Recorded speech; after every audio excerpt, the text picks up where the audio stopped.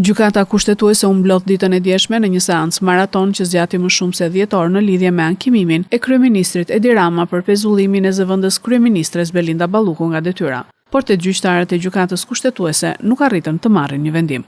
Mësohet se gjyqtarët votuan 4 pro dhe 4 kundër, duke mos pasur kështu një korum të nevojshëm të votave për vendimmarrje pro ose kundër, e po rrjedhoi kërkesa e qeverisë është rrëzuar.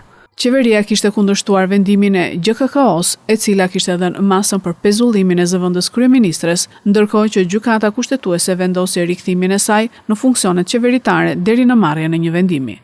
4 gjyqtarët që votuan kundër kërkesës së qeverisë për heqjen e masës së pezullimit nga detyrat e zëvendës kryeministres Balluku janë Marsida Xhaferllari, Elsa Toska, Sander Beci dhe Asim Vokshi. Gjykata thekson në vendim se imuniteti i ministrave është i lidhur me funksionimin e organit ekzekutiv, dhe se masat që kufizojnë ushtrimin e detyrës kërkojnë autorizim paraprak të kuvendit.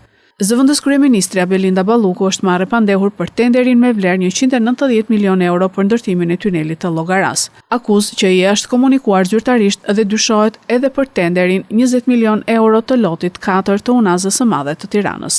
Për të dy tenderët me vlerë 210 milion euro sipas SPAK, Balluku ka paracaktuar fituesin përmes mbikëqyrjes dhe ndërhyrjes gjatë gjithë procesit të zhvillimit të garës.